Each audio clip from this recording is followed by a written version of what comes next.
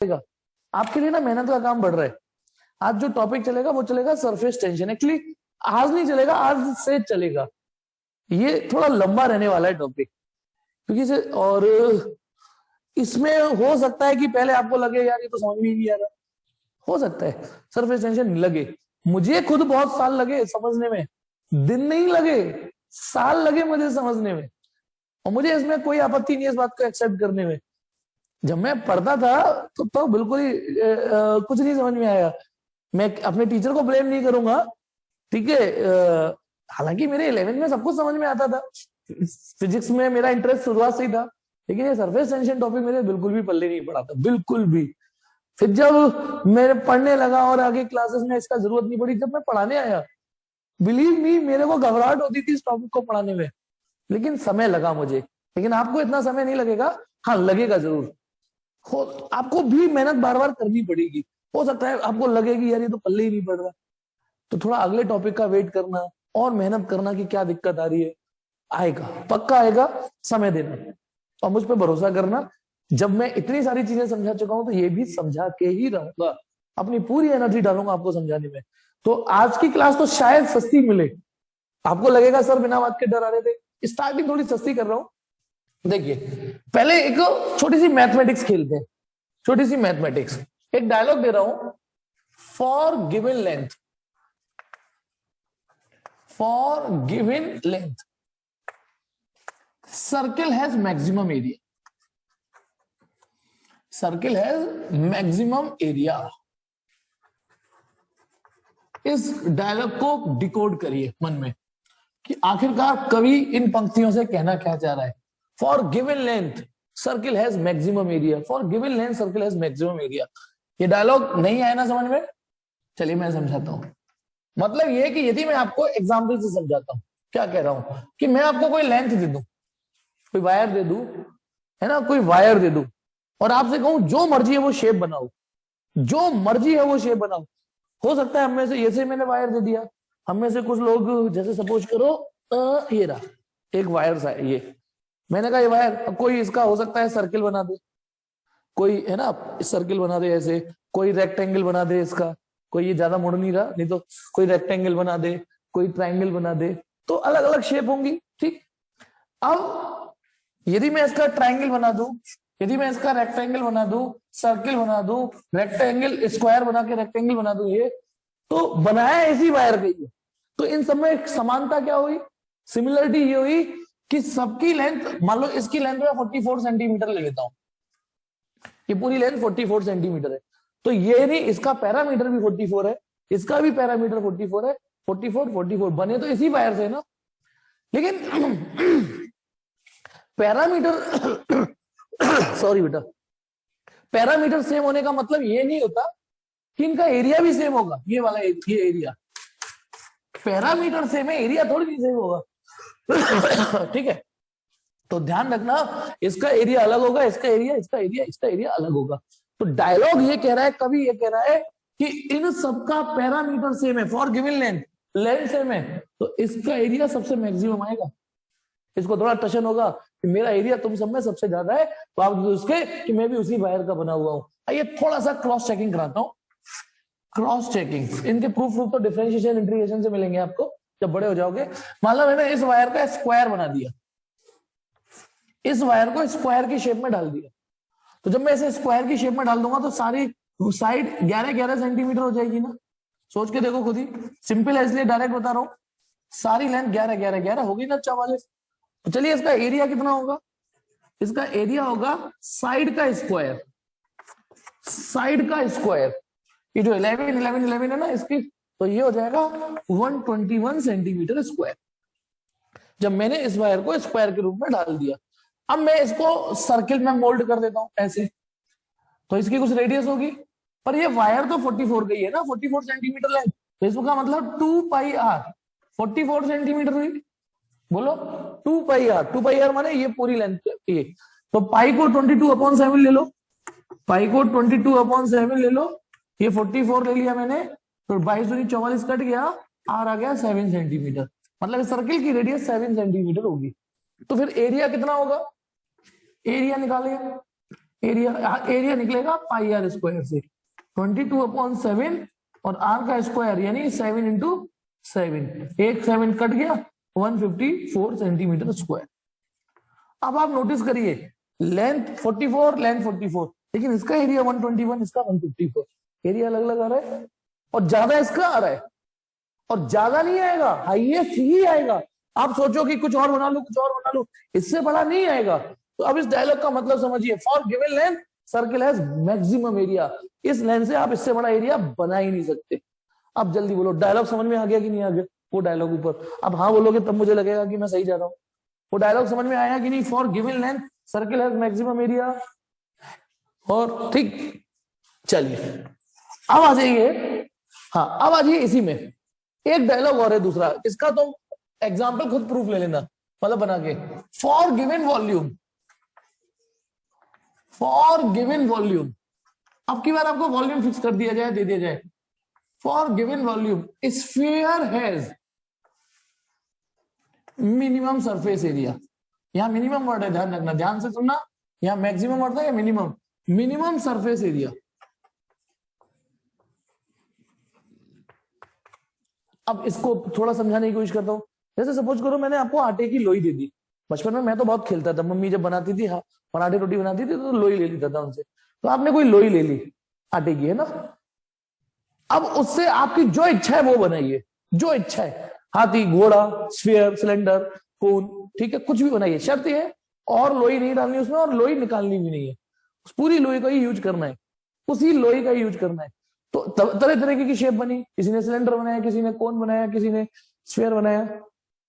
इन सबका volume same रहा या नहीं रहा? वॉल्यूम सेम रहा ना, क्योंकि लोई तो उतनी है, सबका वॉल्यूम सेम रहा। कोई इससे सिलेंडर बना दिया होगा आपने, किसी ने कोन बना दिया होगा, क्यूब बना दिया होगा, उसी लोई से क्यूबॉइड बना दिया होगा और स्फीयर बना दिया। अब तो 3D बॉडी बनेगी ना, तो आप पाओगे इन सबका वॉल्यूम सेम होगा, क्योंकि ये भी उसी लोई से बना है, बिगाड़ के आपने उसको बना दिया। इसके पास मिनिमम सरफेस एरिया है। और ये जैसे मैंने ये क्रॉस चेकिंग कराई है ना, घर पे खुद कैलकुलेटर लेके कुछ वैल्यू ले लेना, खुद चेक करना, एक कोई वॉल्यूम ले लेना। जैसे मैंने यार एक लेंथ ले ली 44, आप कोई वॉल्यूम ले लेना, है ना, ले लेना कुछ भी और उसको चेक करना, आप पाओगे सरफेस के पास मिनिमम सरफेस एरिया है। तो इस डायलॉग को याद कर लीजिए, ये प्रॉपर्टी याद कर लीजिए, ये मैथ मैजिक्स होते हैं, ये मैथ की कुछ मैजिक्स होते हैं कि ऐसा ही होगा। तो होपफुली कि मैं आपको डायलॉग दिमाग में डाल पाया। ये डायलॉग भूलना नहीं है, जब तक सरफेस टेंशन टॉपिक चल रहा है, एक भी चीज भूलनी नहीं है, एक भी चीज, तभी मैं अपने कमिटमेंट में पास हो पाऊंगा कि मैं आपके दिमाग में डाल के दूंगा सरफेस टेंशन। आ जाइए, ठीक। अब आते हैं, टॉपिक है intermolecular force.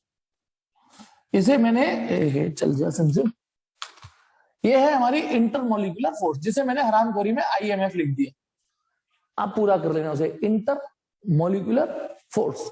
Okay, intermolecular force as the name suggest, as the name suggest intermolecular, अच्छा एक बार तो पूरा लिख ही देता हूं, इंटरमॉलिक्यूलर फोर्स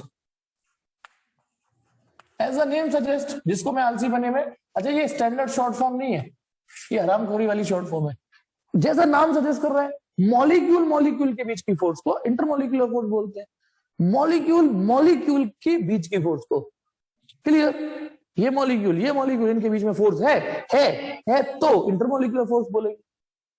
ठीक है, एक चैम्बर में इमेजिन करो, आपने एक चैम्बर में गैस बंद कर दी है, ठीक है, ये चैम्बर है, ओके, इसमें गैस भर दी है, ठीक है, ये कई सारे गैस मॉलिक्यूल है, तो मॉलिक्यूलों के बीच में जो इंटरेक्शन होगा, जो भी, वो इंटरमॉलिक्यूलर फोर्स कहलाता है। हालांकि हमारे सिलेबस में इंटरमॉलिक्यूलर फोर्स डिटेल में नहीं है, वो आप केमिस्ट्री में पढ़ लेना, ठीक है। ये बहुत थोड़ी डिस्टेंस के लिए, इसमें ना थोड़ी बदतमीजी रहती है, रिपल्सिव भी रहती है, लेकिन मोस्ट ऑफ द टाइम ये अट्रैक्टिव रहती है, ये मोस्ट ऑफ द टाइम ये अट्रैक्टिव रहती है। पल भर के लिए फॉर अ शॉर्ट डिस्टेंस ये रिपल्सिव हो जाती है, लेकिन हमें इतना डिटेल में नहीं जाना, हमें बस ये मानना है कि मोस्ट ऑफ द टाइम ये अट्रैक्टिव रहती है, अट्रैक्टिव लेना है, यानी दो मॉलिक्यूल के बीच में, इस मॉलिक्यूल और इस मॉलिक्यूल के बीच में, इन दोनों के बीच में, इन दोनों के बीच में, ये मॉलिक्यूलर फोर्स को, मतलब मॉलिक्यूल के बीच में इंटरमॉलिक्यूलर फोर्स। लेकिन ये बड़ी ही शॉर्ट रेंज फोर्स होती है, शॉर्ट रेंज फोर्स होती है ये। अभी शॉर्ट रेंज फोर्स का मतलब, एक होती है लॉन्ग रेंज फोर्स। हमारा सन अर्थ को ग्रेविटेशन फोर्स लगाता है कितनी दूर है, फिर भी हमारा सन हमारी अर्थ को कितनी दूर खड़ा हुआ है फिर भी ग्रेविटेशन फोर्स लगा देता है। तो देख रहे हो ग्रेविटेशन फोर्स की रेंज कितनी है। और पता नहीं ऐसे सन किस किस को लगा रहा होगा, सन से दूर। हमारा सोलर सिस्टम का मतलब समझ रहे हो, सन सबसे लास्ट वाले प्लेनेट तक लगा रहे हैं, तभी तो वहां तक सन के चारों ओर घूम रहे हैं। ये लॉन्ग रेंज फोर्स होती है, लॉन्ग रेंज। आपका AK-47 का नाम फेमस क्यों है बंदूक का? उसे निकलने वाली गोली बहुत दूर तक जाती है, बहुत दूर तक जाती है। मैं भूल गया हूं, जहां तक शायद 1 किलोमीटर से ऊपर की रेंज होती है। 1 किलोमीटर बहुत होता है बेटा, 1 किलोमीटर होती है लगभग रेंज। AK-47 गोली निकलती है, टाया कितनी दूर तक जाके लगती है। और बच्चे के हाथ में जो पिचकारी देते थे वो पिच पिच पिच निकलती है, उसकी थोड़ी रेंज होती। ऐसे ये ना शॉर्ट रेंज फोर्स है। इसका मतलब समझना, यदि मॉलिक्यूल मॉलिक्यूल पास में है तो लगेगी, नेक भी दूर हुए तो रिश्ता टूट जाता है, फिर बात नहीं करते, हम नहीं खेल ले। मतलब इतनी, यानी सुनिए, ये मॉलिक्यूल है ए और एक ये मॉलिक्यूल है बी, इनके बीच की डिस्टेंस r है मान लो। यदि ये r, समझना, यदि ये r 10⁻⁻⁹ मीटर से बड़ा हो गया ना, ये r, मैंने ये 10⁻⁹ मीटर से गुस्सा हो जाएगी ये force, then there will be no intermolecular force. और ये डिस्टेंस को फील करिए, 10⁻⁹ मीटर जो मैंने डिस्टेंस लिखी है, ये कोई बहुत बड़ी डिस्टेंस नहीं है। 0.1 2 3 4 5 6 7 8 9 इतने मीटर डिस्टेंस, देख रहे हो कितनी मामूली डिस्टेंस है। ये वो डिस्टेंस है जिस डिस्टेंस को हमारी आंखों की रिजॉल्विंग पावर भी नहीं देख पाती, मतलब हमारी आंख भी नहीं देख पाती, इतनी फाइन डिस्टेंस है ये। यानी हमारी आंखें तो देख ही नहीं पाएंगी ये।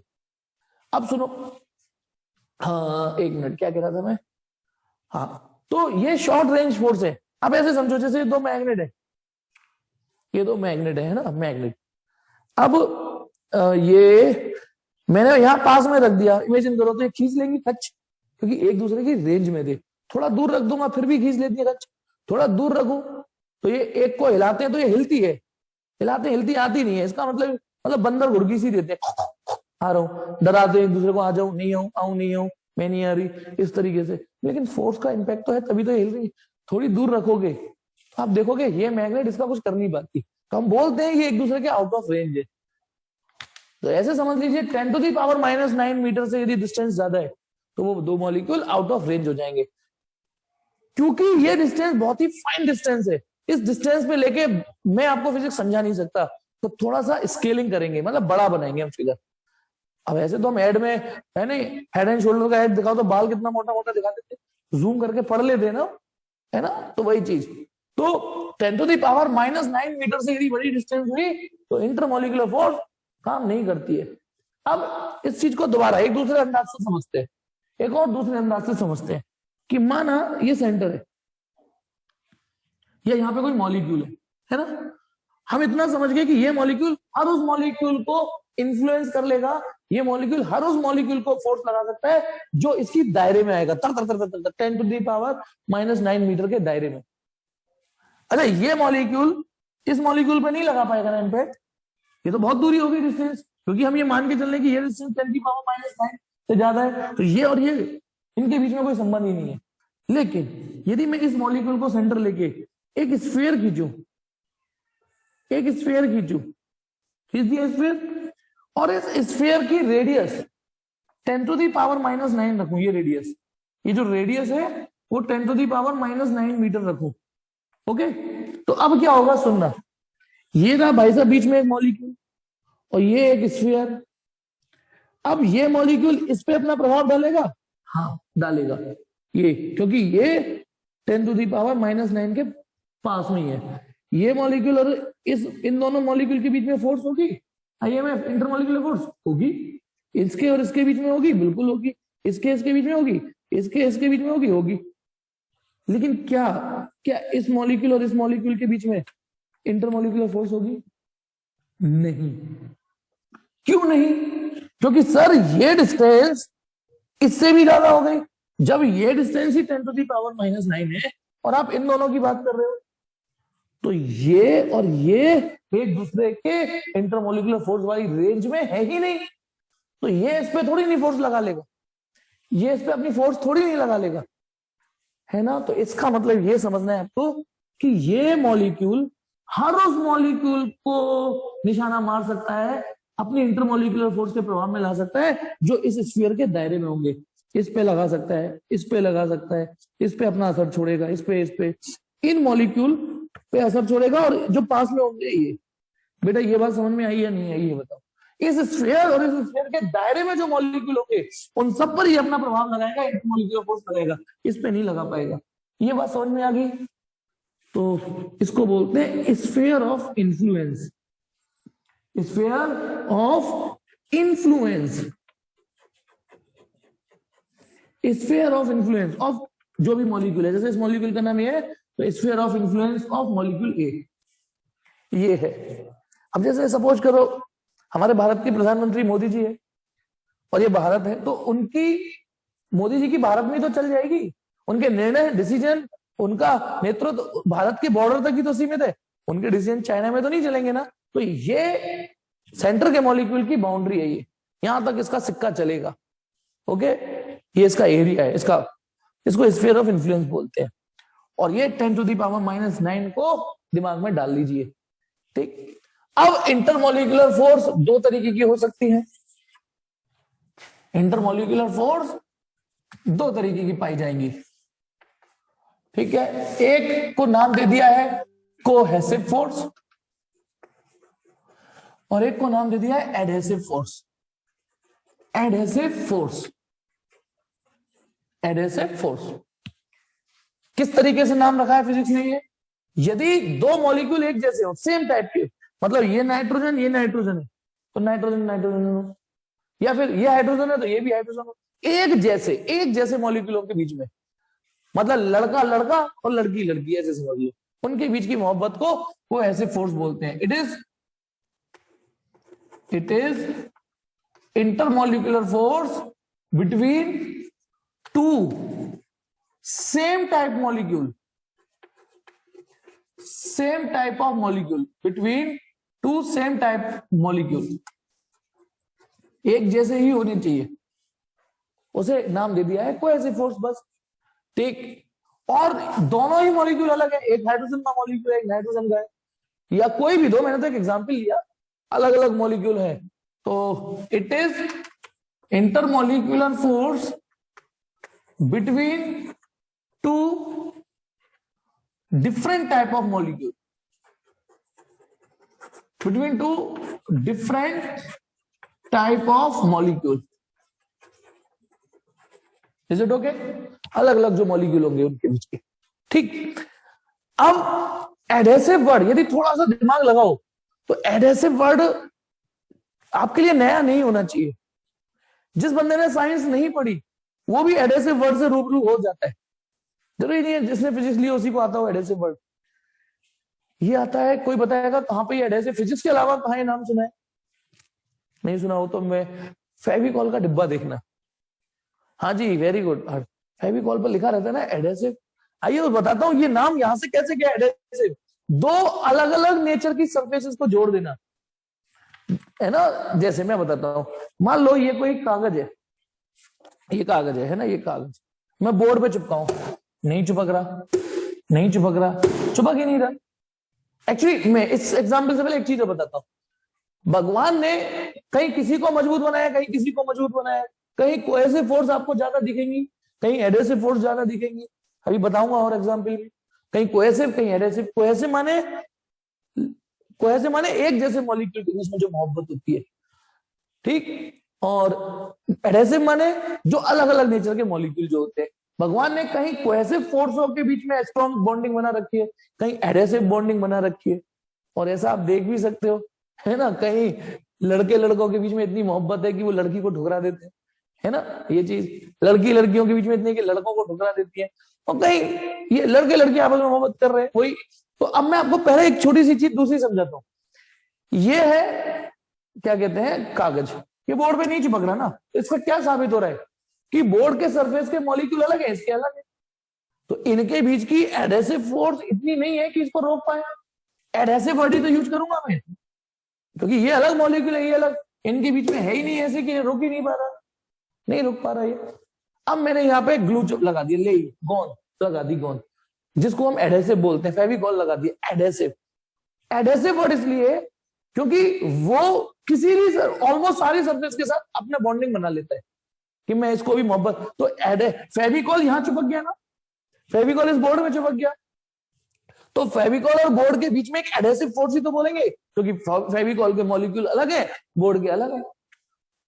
और जब मैं इसको चिपकाऊंगा, देखो इसको, तो ये बोर्ड से नहीं चिपक रहा, ये फेविकॉल से चिपक रहा है, क्योंकि फेविकॉल इससे भी एडहेसिव फोर्स बना लेगा, इसलिए ये उससे बोर्ड, हम बोलते हैं बोर्ड से चिपक गया, चिपका तो ये फेविकॉल से है। अब बोलने को क्या बोलते तो हम ये भी है, the sun rises in the east, सूर्य पूरब से उगता है, सूर्य थोड़ी नहीं उगता पूरब से, अर्थ घूमती है, वो तो चुपचाप खड़ा हुआ है, वो तो घूमती तो अर्थ है, उसकी वजह से यूं कहते हैं सूर्य, सूर्य नहीं जा रहा, अर्थ घूम रही है वेस्ट टू ईस्ट, वो घूम रही है, इसलिए सन हमें ईस्ट टू वेस्ट जाते हुए दिखता है, तो हम बोल देते हैं ये बोर्ड से चिपक गया, चिपका तो ये फेविकॉल से। तो एडहेसिव वर्ड समझा रहा हूं, अपनी डिक्शनरी को थोड़ा बढ़ा सकते हो आप, ठीक है। तो अब आ जाइए, एक और अलग एग्जांपल देता हूं आपको कि नेचर में कहीं कोहेसिव फोर्स नहीं, एडहेसिव फोर्स, जैसे एक ग्लास कंटेनर है, ये ग्लास कंटेनर है, ग्लास कंटेनर, एक और ग्लास कंटेनर ले लेते हैं, सेम है ना, सेम, ये भी ग्लास कंटेनर ही है, बस एक में मैंने पानी भर दिया, एक में मैंने पानी भर दिया और एक में मरकरी भर दिया। थोड़ा आपका बैड लक है, बैड लक ही बोलूंगा, इसमें पानी भर दिया, इसमें मरकरी भर दिया। बैड लक इसलिए बोल रहा हूं क्योंकि यदि कोरोना नहीं होता, पैंडेमिक नहीं होता, तो आपको लैब में जाके मरकरी को देखने को, छूने को भी मिलता। मरकरी, पानी तो सबने नहाए हैं, छुए हैं, ठीक है, हो सकता है सर्दियों में पानियों से थोड़े दिन दोस्ती नहीं रही हो, ठीक है, लेकिन पानी तो सब जानते हैं। मरकरी, मरकरी आपसे सुना ही सुना है, हो सकता है कुछ फॉर्चुनेट लोगों ने उसको देखा भी हो प्रैक्टिकली, लेकिन अभी तो बस आप फील ही कर सकते हो, ज्यादा से ज्यादा वीडियो एनिमेशन यूट्यूब पे देख सकते हो। मरकरी को यदि मैं यहाँ पे गिरा दूं ना, तो उसकी कई सारी बॉल बन जाती है, वो चिपकता ही नहीं है सरफेस पे। मतलब जैसे पानी यदि मैं डाल दूं तो फर्श गीला हो जाता है कि नहीं, फर्श गीला हो जाता है। मरकरी यदि डालूंगा, जो कि वो भी लिक्विड है, तो फर्श गीला नहीं होगा, उसे फुर्सत ही नहीं मिलेगी आपस की मोहब्बत से कि वो फर्श पे लेटे ये मरकरी। पानी क्या करता है ये थोड़ा और समझाते हैं। एक्चुअली पानी यदि सरफेस पे गिरा, जमीन पे गिरा, फर्श पे गिरा तो गीला कर दिया, मरकरी गिरा तो नहीं गीला किया ना। यही चीज मैं बर्तन में कर रहा हूँ, एक्सपेरिमेंट इमेजिन करो। अब देखिए, अब ये जो पानी भरा हुआ है, इस पानी को मैं किसी और कंटेनर में उड़ेल दूं, खाली कर दूं, और इस ग्लास को अंदर इनर वॉल पे उंगलियां फिराऊं, तो उंगलियों पे आपको पानी मिलेगा, मिलेगा ना, ठीक है। अब यही एक्सपेरिमेंट इसके साथ करो, इस मरकरी को कहीं और डाल दो, अब इसकी इनर वॉल पे उंगलियां फिराओ तो मरकरी नहीं आएगा, ये मरकरी पूरी तरीके से एक एक बूंद खाली हो चुकी है इसमें से, मरकरी रुका ही नहीं इसमें। जैसे मरकरी फर्श पे गीला करते ही नहीं है, तो मरकरी ने इसकी इनर वॉल को गीला किया ही नहीं, लेकिन वाटर ने इसको गीला कर दिया। अब मैं इसको थोड़ा सा इन डेप्थ समझाता हूं, हुआ क्या होगा। ये सपोज करो मैंने एक डॉट बनाया, ये है ग्लास मॉलिक्यूल, ये क्या है, ग्लास मॉलिक्यूल, ठीक है, और दो क्रॉस बना दिए पास पास में थोड़े से, क्रॉस का मतलब है वाटर मॉलिक्यूल, पर मैंने दो बनाए हैं, ये और ये एक दूसरे की रेंज में है, और ये एक दूसरे की इंटरमोलिकुलर फोर्स की रेंज में है, ये इमेजिन कर लेना। अब जो ये बीच में वाला क्रॉस है, इसको आप रजिया मान लीजिए, रजिया जो गुंडों में फंस चुकी है, ये भाई साहब इस पे अपनी फोर्स लगा रहे होंगे। देखो ये ग्लास जो मैंने डॉट से बनाया, ये इसे अपनी ओर खींच रहा होगा, अपनी ओर, और ये इसे अपनी ओर खींच रहा होगा। मैंने दो स्फीयर बना दिए हाईलाइट करने के लिए, स्फीयर 1 और स्फीयर 2। स्फीयर 1 के अंदर मैंने ग्लास मॉलिक्यूल और इस जो बीच में रजिया फंसी हुई है, जो रजिया गुंडों में फंस गई, ये अपनी ओर खींच रहा होगा, और जो दूसरा है वो ये भी इसको चाह रहा होगा। कहते हैं ना लव ट्रायंगल, यह लव ट्रायंगल बना हुआ है। लेकिन दुल्हन को वो उठा ले जाएगा जिसकी ताकत ज्यादा होगी, जो फोर्स ज्यादा लगाएगा। अब जब आप एक्चुअली होता क्या है यहां पर इनके बीच में, अच्छा पहले बताइए जो स्फीयर 1 में जो दो मॉलिक्यूल है दिख रहे हैं ना, डॉट और क्रॉस, इसको कोहेसिव नाम दूंगा मैं, एडहेसिव नाम दूंगा, ऊपर आंसर लिखा हुआ है। स्फीयर 1 के अंदर जो दो मॉलिक्यूल फंसे हुए हैं इसे मैं कोहेसिव नाम दूंगा या एडहेसिव, जल्दी से टाइप करो। स्फीयर 1 के अंदर जो दो मॉलिक्यूल दिखनी, आप लोग उसको नाम दूंगा, हाँ हाँ हर्ष गलत, हर्ष गलत ना, एडहेसिव नाम दूंगा, क्योंकि ये ग्लास मॉलिक्यूल है, क्या मॉलिक्यूल है, ग्लास का, और ये शायद गलत हो गया, कोहेसिव नहीं बोलेंगे, एडहेसिव बोलेंगे, क्योंकि कोहेसिव फोर्स होता है जो सेम टाइप के होते हैं। और ये जो पहला स्फीयर है ये डॉट और ये क्रॉस है, भाई डॉट और क्रॉस दोनों अलग मॉलिक्यूल हो गए ना, तो ये कोहेसिव फोर्स हुई, सी फॉर कोहेसिव फोर्स, और ये जो क्रॉस क्रॉस है इसको एडहेसिव फोर्स बोलोगे। पहले सही बोलना सीखो, है ना, थोड़ा सा। तो पता है मैंने क्या बोला था आपसे, भगवान ने कहीं कोहेसिव फोर्स को स्ट्रॉन्ग बना रखा है, कहीं लड़के लड़कों को इतनी मोहब्बत देती है कि वो लड़की से शादी करने को राजी नहीं हो रहे, दे रखी है ना, तो ऐसे ही कहीं है कोहेसिव फोर्स ज्यादा, कहीं एडहेसिव फोर्स ज्यादा। तो पानी के केस में ये वाली जीत जाती है, ग्रेटर देन, ये जीत जाती है, ये मोहब्बत ज्यादा होती है। इसीलिए जब आप पानी खाली कर रहे होते हो तो ये मॉलिक्यूल जो इसकी रेंज में नहीं है, इसकी रेंज में नहीं है, ये वाला जो लास्ट वाला है पानी का मॉलिक्यूल, जब आप खाली कर रहे होते हो तो ये इससे कहता है कि मैं जा रहा हूं बर्तन में से, मैं तो निकल रहा हूं, चल मेरे संग खींच रहा हूं मैं, लेकिन वो कहता है नहीं, मुझे इससे प्यार हो चुका है, मैं यहीं रुकूंगा। तो ये और ये मतलब ये डॉट इस क्रॉस को रोक लेता है। मैंने कहा ना ये डॉट और क्रॉस के बीच की फोर्स जीत गई। तो अब जब पानी खाली हो जाएगा तो इस टाइप के क्रॉस रह जाएंगे, इस टाइप के क्रॉस जो रेंज में थे वो रुक गए, ये जो क्रॉस क्रॉस थे वो रुक गए, ये जा ही नहीं पाए, क्योंकि ग्लास मॉलिक्यूल की एडहेसिव फोर्स ने रोक दिए। इसीलिए जब आप इसकी इनर वॉल पे उंगली अगराओगे तो ये सारे क्रॉस मॉलिक्यूल आपके पास आ जाएंगे, ठीक है, इसलिए आपकी उंगली गीली हो गई। तो यहां पर ये सीन था, लेकिन मैंने कहा ना भगवान ने नेचर अलग अलग बनाया, सबको एक जैसा। अब ये रहा हमारे पास ग्लास मॉलिक्यूल और ये रहा हमारे पास क्रॉस क्रॉस। इस बार डॉट का मतलब ग्लास मॉलिक्यूल ही है, ग्लास मॉलिक्यूल ही है, लेकिन क्रॉस का मतलब इस बार मरकरी मॉलिक्यूल है। अब ऐसे ही इनमें भी कुछ मोहब्बत होगी, इसमें भी कुछ मोहब्बत होगी। इस डॉट और क्रॉस की मोहब्बत को हम बोलेंगे कोहेसिव फोर्स, और मरकरी मरकरी के बीच में जो फोर्स होती है उसको उल्टा बोल गया मैं इसमें, एडहेसिव फोर्स। नहीं यहां पे भी उल्टा बोलवा दिया आपने, उल्टा बोलवा दिया आपने, मैंने आपको, ये एडहेसिव फोर्स है, ये कोहेसिव फोर्स है, सॉरी सॉरी सॉरी, है नहीं भाई, अलग अलग मॉलिक्यूल है ना ये जो मैंने अपने आप को करेक्ट किया, समझ में आ गया नहीं, ये बताओ, मैंने बोला सही था पर यहां गलत लिख दिया था। ये कोहेसिव फोर्स है, ठीक है, तो यहाँ एडहेसिव फोर्स जीत गई। अब यहां पर इसको एडहेसिव फोर्स बोलोगे, इसे कोहेसिव फोर्स बोलोगे, है ना, ये इसमें ये जीत जाता है, ग्रेटर देन, ये जीत जाता है। तो जब हम इसको खाली कर रहे होते हैं तो ये क्रॉस बाहर निकल के अपने संग से भी ले जाता है खींच के, दुल्हन हम ले जाएंगे, इसको भी खींच के ले जाता है ये। तो जब कंटेनर खाली हुआ तो कुछ बचा ही नहीं इनर वॉल पे, सब खींच के ले गए, सब सुपड़ा साफ हो। मतलब वो होता है ना जब हम चाट पटाई खाते हैं पत्ते में कुछ चाट भी लेते हैं ना, ये ओ सब साफ कर दिया, खिचड़ी खाने के बाद प्लेट चाट देते हैं, कुछ छोड़ा ही नहीं उसने। तो ये नेचर में है, कहीं कोहेसिव फोर्स ज्यादा है तो कहीं एडहेसिव फोर्स ज्यादा है, कहीं एडहेसिव फोर्स ज्यादा, कहीं कोहेसिव फोर्स ज्यादा। अब फॉर एग्जांपल पानी, जैसे सपोज करो बाइक है मेरी, है ना, उसको मैं पानी के छींटे मारूं, बाइक गीली हो जाएगी। वाह वाह, क्या सर क्या बात बोली है, बाइक पे पानी मारो तो बाइक गीली हो गई है, ये क्या बात हुई, बात हुई, वो फैल गया पानी उसमें। इसका मतलब बाइक की सरफेस, बाइक की बॉडी और पानी के बीच में एडहेसिव फोर्स थी, पानी को कुछ पानी रोक लिया, ठीक है।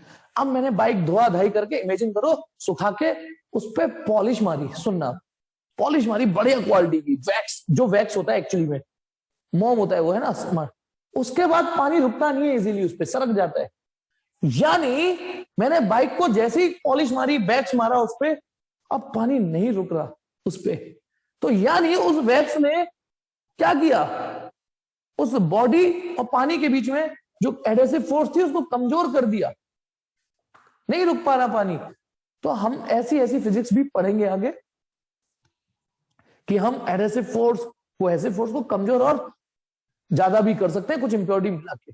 अब जैसे पानी है, अभी आपने देखा पानी ग्रीसी सरफेस या वैक्सी सरफेस को, क्या बोला मैंने, ग्रीसी और वैक्सी। सॉरी बेटा, आज एक ही मीटिंग लूंगा बेटा, आज थोड़ा कंफर्टेबल नहीं हुए, ठीक है, थोड़ा कंफर्टेबल नहीं हो, ठीक, एक ही मीटिंग लेंगे, है ना, जितना हो जाए।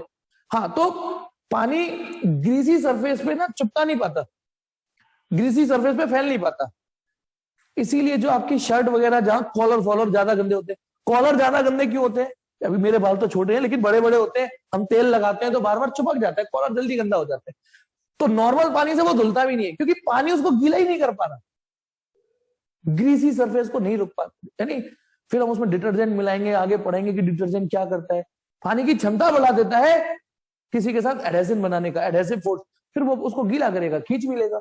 फिलहाल बस इतना सीखिए, कहीं कोहेसिव फोर्स ज्यादा तो कहीं एडहेसिव फोर्स ज्यादा। होपफुली आपको इतना समझ में आया, यहां तक मैं मान लो समझ में आ गया, और यहां तक तो ऐसा कुछ था ही नहीं जो आपको लगे कि सर आप तो कह रहे थे बहुत कठिन है, कठिन कुछ नहीं है। जब सही इमेज, देखो इसमें सही इमेजिनेशन डेवलप होगी ना तो बहुत सही समझोगे, उसके लिए मैं आपको वीडियो भेजता रहूंगा, अभी मैंने कुछ वीडियो भेजे हैं, वो अभी आप समझ ही नहीं पाओगे, बस देख लेना, पर्पसफुली वाले वीडियो भेजे हैं मैंने, मैं मीम भी यदि भेजता हूं तो पर्पस वाले भेजता हूं कि आपके मन में फिजिक्स के प्रति इंटरेस्ट भी जगा रहे, मीम भी भेज देता हूं कभी कभी, मीम तो रेयरली भेजता हूं आप लोगों को पर्सनली, लेकिन जो वीडियो भेजता हूं वो करंट टॉपिक के रिलेटेड भेजता हूं, तो मैं और भी वीडियो भेजूंगा, उन्हें देख लेना, बस समझ में आ रहे हैं नहीं आ रहे उसे चूल्हे में जाने देना। ओके, तो चलिए अब आ जाइए, चलो इतना ही रहने देते हैं अभी, है ना, आज इतना ही रहने देते हैं, और कल सुबह 7:30 बजे बैच, ठीक है। और यदि मैं